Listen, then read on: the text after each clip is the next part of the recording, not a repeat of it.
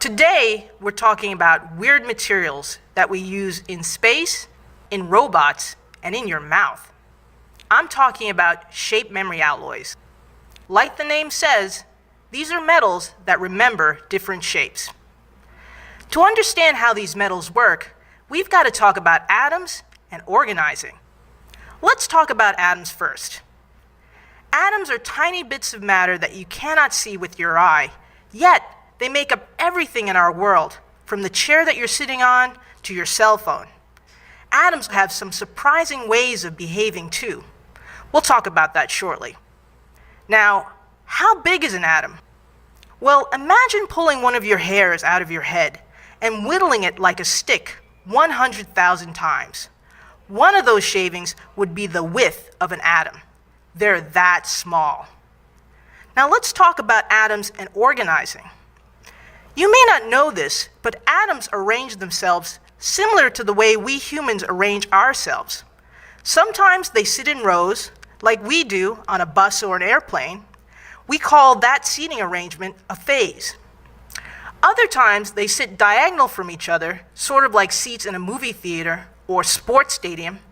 This is another phase. When atoms move from one seating to another, this is called a phase change. Phase changes are all around us. You may already know about water's phases, solid, liquid, and gas. Many other materials have phases like that too. Some of them have several solid phases. Okay, back to those shape memory alloys we mentioned before. When we say that the metals remember their different shapes, what we're really saying is they remember different seating arrangements of atoms. When the atoms rearrange, the metal moves from one shape to another. Let's look at a phase change in action. Here I have a metal wire that is made out of nickel and titanium. This metal wire is a shape memory alloy, and I'm going to make it switch between its different shapes using heat from a lighter. Watch this. I'm going to wrap this wire around my finger and then heat it. Amazing! That wire returns to a straight line when I heat it. Let's try that again. I'm going to wrap it around my finger and heat it. Yup, that's still amazing. Not only is it amazing, this is weird because metals generally don't do that. Here's a paper clip. When I heat it, I get nothing.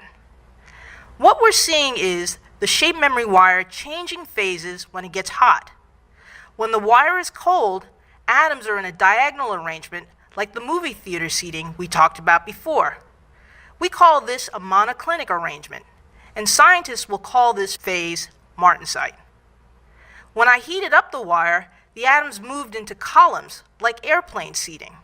This is a cubic arrangement. Scientists will call this phase austenite. So when we added the heat, the atoms shifted positions seamlessly, and they'll do this forever. They have this coordinated motion, just like members of a tireless marching band. Each makes a small shift, but altogether, those small shifts create a totally different pattern. So that's pretty cool, but where do we use these materials? Well, if you look in the sky tonight, shape memory alloys are at work on Mars. They're used to move panels on the Mars rover so that it can study the environment. Like our metal straightened when it was heated, the metals holding the panels will move when electrically heated.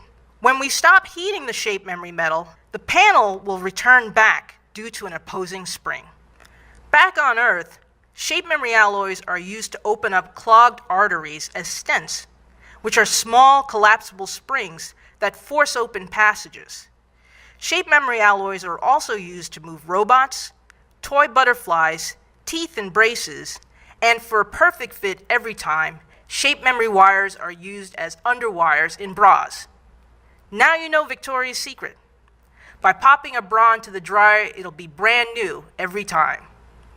So whether it's on Mars or in your mouth, small atomic movements can create huge changes. And understanding the way atoms behave allows us to make materials that make our world a better place.